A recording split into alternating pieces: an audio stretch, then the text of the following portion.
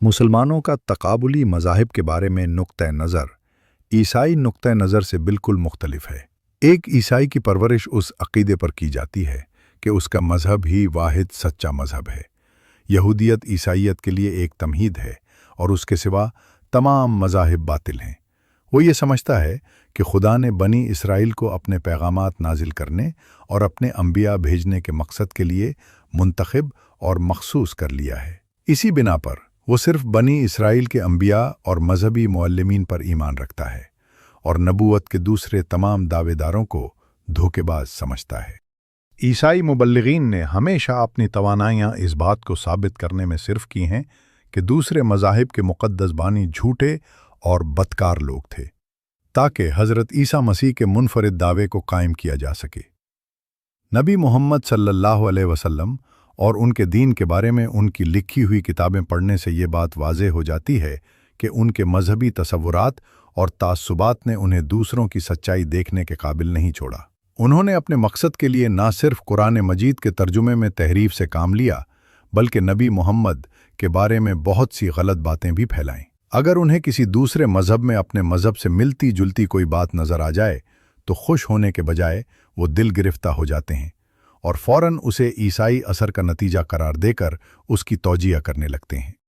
اس کے برعکس مسلمان دنیا کے تمام بڑے مذاہب کی الہی اصل پر ایمان رکھتا ہے۔ اسلام کی مقدس کتاب اعلان کرتی ہے کہ خدا نے ہر قوم میں لوگوں کو حق اور راست بازی کی راہ دکھانے کے لیے انبیاء بھیجے ہیں۔ تمام جہانوں کا محبت کرنے والا خالق اور پروردگار ہونے کے ناطے وہ کسی ایک قوم کی طرفداری نہیں کر سکتا اور تمام دوسری قوموں کو نظر انداز کر کے صرف ایک ہی قوم کو اپنے پیغامات نازل کرنے کے لیے منتخب نہیں کر سکتا۔ ایک مسلمان کے لیے ضروری ہے کہ وہ تمام بڑے مذاہب کے بانیوں پر ایمان رکھے، اگرچہ وہ یہ دیکھ کر افسوس محسوس کر سکتا ہے کہ یہودیوں اور عیسائیوں نے حضرت موسیٰ اور حضرت عیسیٰ علیہ السلام کی حقیقی تعلیمات کو جزوی طور پر ترک کر دیا ہے یا ان میں تبدیلی کر دی ہے، لیکن وہ کبھی بھی ان مذاہب کے مقدس انبیاء کے خلاف زبان نہیں کھول سکتا، کیونکہ قرآن مجید نے اسے ہدایت دی ہے کہ وہ انہیں خدا کے سچے اور نیک پیغمبر مانے۔ وہ ان کے لیے وہی احترام اور محبت رکھتا ہے جو وہ نبی محمد صلی اللہ علیہ وسلم کے لیے رکھتا ہے۔ لہذا حضرت عیسیٰ اور حضرت محمد صلی اللہ علیہ وسلم دونوں کے لیے گہرے احترام اور محبت کے احساس کے ساتھ، اور ان مذاہب کے لیے بھی جو انہوں نے پیش کیے، میں اسلام اور عیسائیت کے تقابلی مطالعے کا آغاز کرتا ہوں۔ اگر بعض مواقع پر میرا عیسائیوں سے اختلاف ہو جائے تو وہ حضرت عیسیٰ کے مذہب پر نہیں ہوتا، بلکہ اس بدلی ہوئی شکل اور حیت پر ہوتا ہے جو مسیح کے بعد اس مذہب نے اختیار کر لی۔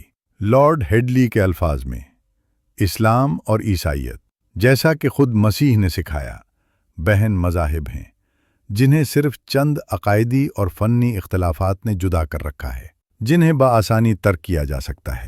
انجیل اور قرآن، عیسائیت اور اسلام دونوں اپنے آپ کو الہامی مذاہب قرار دیتے ہیں۔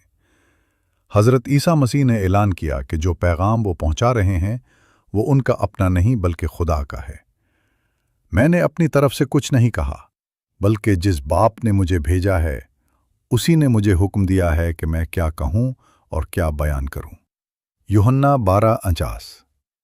انہوں نے اپنے آپ کو اس طرح بیان کیا، میں وہ انسان ہوں جس نے تمہیں وہ سچ بتایا ہے جو میں نے خدا سے سنا ہے۔ یوحنا 8:40۔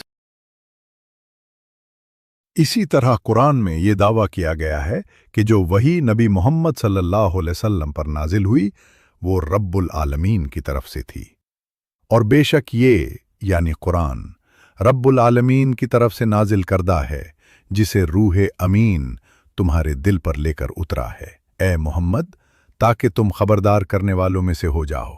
192 سے 124۔ اس سے یہ نتیجہ نکلتا ہے کہ دونوں میں سے ہر مذہب کی حقانیت اس بات پر منحصر ہے کہ اس کے بانی کے الہامی الفاظ کس حد تک درست طور پر محفوظ کیے گئے ہیں اور اس کی مقدس کتاب کس حد تک متنی پاکیزگی پر قائم رہی ہے۔ اگر خدا کی طرف سے کسی نبی پر نازل کیا گیا پیغام ہمیں بالکل اسی صورت میں نہیں پہنچا जिस सूरत में वो पेश किया गया था, बल्कि उसे गलत तौर पर नकल किया गया या उसमें तब्दीली कर दी गई, तो उसी हद तक इस मज़हब को हक़ से मुनहरिफ समझा जा सकता है। इस बाब में हम ये देखेंगे कि हज़रत ईसा और हज़रत मोहम्मद सल्लल्लाहु अलैहि वसल्लम के इल्हामी अक़वाल और वही किस हद तक बितरतीब इनाजील और कुरान में दयानतदारी के साथ महफूज किए गए हैं, और ये कि ये सहीफ़े किस हद तक हर किस्म की तब्दीली या दरअंदाजी से महफूज रहे हैं। इनाजील की तदवीन और उनका मिजाज। बाइबल में 4 इनाजील शामिल हैं: मत्ती, मरकुस, लूका और यूहन्ना के मुताबिक इंजील।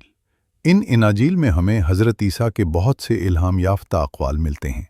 ये इनाजील हज़रत ईसा के दुनिया से रुखसत होने के 40 से 80 बरस बाद मुरतब की गईं, और उनकी बुनियाद कुछ पहले से मौजूद तहरीरी मवाद पर थी जो अब नापैद हो चुका है। बाइबली उलमा ने इन इब्तदाई दस्तावेज़ात में से बाज़ की निशानदेही की है, जिनमें क्यू जर्मन लफ्ज़ खेले बिमानी माख़ज़, एक गुमशुदा आरामी दस्तावेज़ जो अनाजील के मुसन्निफ़ीन तक यूनानी तर्जुमे की सूरत में पहुंची। 2 उरमार्कस, इब्तिदाई मरकज़, जो मरकुस की इंजील का एक इब्तिदाई मुसव्वदा था और जो हज़रत ईसा के बारे में हज़रत पतरस की तकारीर की बुनियाद पर लिखा गया। और 30 एल हज़रत ईसा से मुताल्लिक़ रिवायात का एक मजमुआ जिसे सिर्फ लूका ने इस्तेमाल किया। अनाजील का बाहिमी मवाजना ये ज़ाहिर करता है कि इनके मुसन्निफ़ीन ने इन गुमशुदा दस्तावेज़ात को किसी कदर आज़ादाना अंदाज में इस्तेमाल किया और उन्होंने अपने मकसद के मुताबिक इनमें मौजूद बाज़ बातों को तब्दील करने से भी गुरेज नहीं किया। सबसे पहली इंजील जो तहरीर की गई वो मरकुस की थी। ये इंजील रूम में हज़रत ईसा की नाम नहाद मसलूबियत के कम अज़ कम 40 साल बाद लिखी गई। आज जो मरकुस की इंजील हमारे पास मौजूद है उसे उरमरकुस का तौसी याफ्ता नुस्खा समझा जाता है, जिसके बारे में इब्तदाई ईसाई मुसन्निफ पापियास ने ये कहा है। बुजुर्ग यूहन्ना कहा करते थे कि मुरकुस जो पतरस का मुतरज्जिम बन गया था, उसने वो सब कुछ दुरुस्त तौर पर लिख लिया जो उसे याद था, ताहम उसने मसीह के अक़वाल और आमाल को किसी बाकायदा तरतीब में बयान नहीं किया, क्योंकि उसने ना तो खुद खुदावन को सुना था और ना ही उनके साथ रहा था, बल्कि बाद में, जैसा कि मैंने कहा, वो पतरस से वाबस्ता हुआ जो अपनी तालीमात सामईन की ज़रूरत के मुताबिक पेश किया करता था, न कि खुदावंद की तकारीर की एक मरबूत दास्तान के तौर पर। यह कहना मुमकिन नहीं कि आया और मार्कुस को खुद मरकुस ने तौसी और तरमीन देकर वो इंजील बनाई जो आज हमारे पास है, या ये काम किसी और शख्स ने किया। ऑक्सफोर्ड के मैकेनल प्रोफेसर बराए तारीख़ कलीसा डॉक्टर C.J. किडॉक्स इस इंजील की नौइयत और तदवीन के बारे में मुमताज़ बाइबली उलमा के नताइज को इस तरह खुलासा करते हैं। ये इंजील हज़रत पतरस की शहादत 65 ईस्वी के बाद लिखी गई, और उस वक्त लिखी गई जब मरकुस, जो खुद हज़रत ईसा का शागिर्द नहीं था, बज़ाहिर हज़रत ईसा के किसी भी ज़ाती शागिर्द तक रसाई नहीं रखता था जिनके इल्म के ज़रिए वो अपनी रिवायत की जांच कर सकता। उन हालात तदवीन की वजह से इस इंजील में एक तरफ दुरुस्तगी की बेशुमार निशानियां पाई जाती हैं और दूसरी तरफ जहालत और अदम दुरुस्तगी की बाज़ निशानियां भी मौजूद हैं।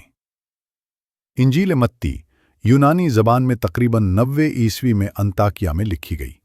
मुसन्निफ ने कम अज़ कम 2 गुमशुदा दस्तावेज़ात क्यू और उरमार्कस से इस्तिफ़ादा किया।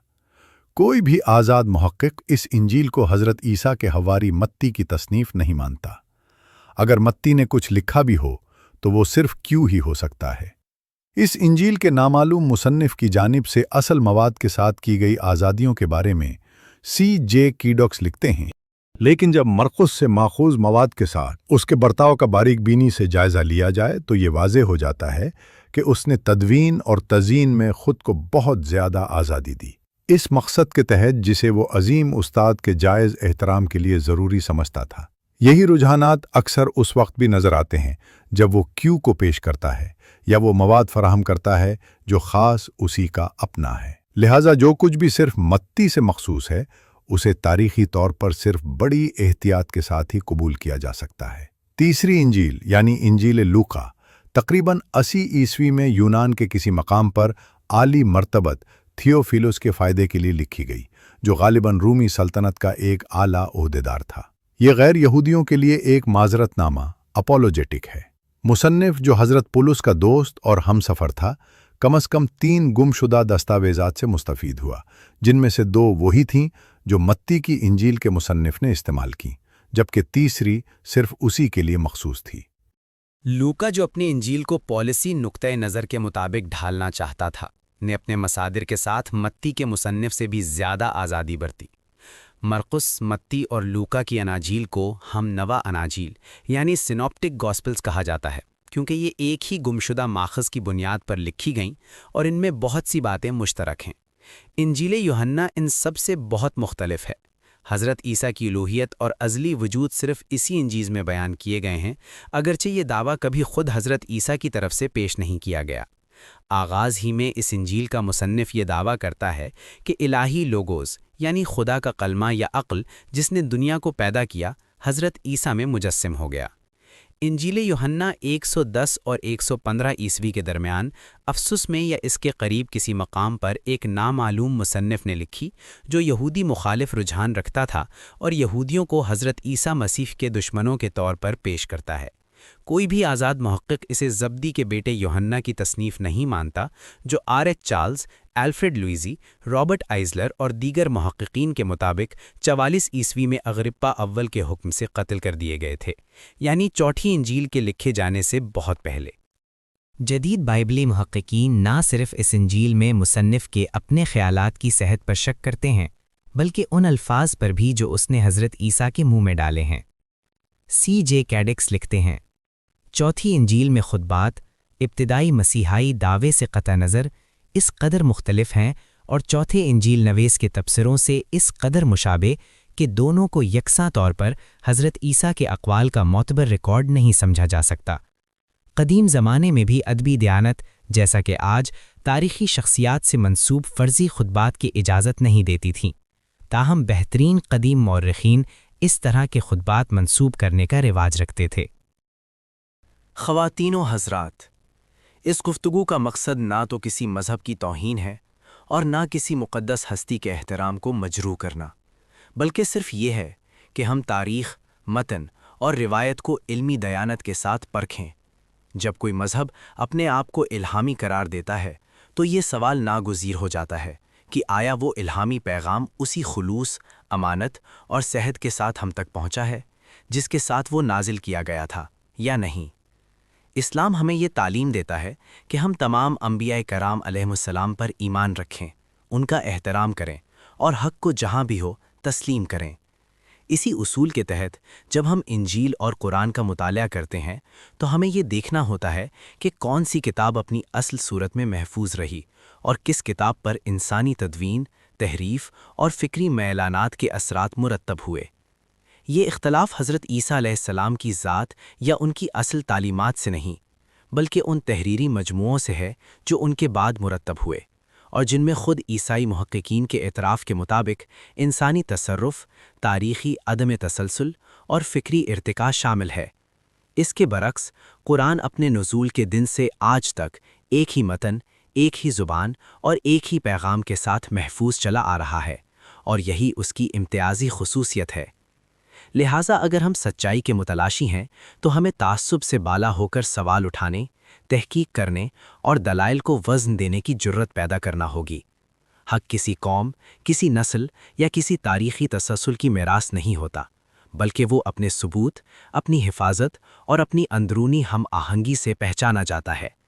میری دعا ہے کہ یہ گفتگو ہمیں اختلاف کے بجائے فہم، تصادم کے بجائے مکالمہ اور اندھی تقلید کے بجائے سچ کی مخلصانہ تلاش کی طرف لے جائے، کیونکہ بالآخر حق وہی ہے جو تحقیق کے سامنے قائم رہ سکے، اور ہدایت وہی ہے جو انسان کو خدا کے قریب کر دے، نہ کہ اس سے دور۔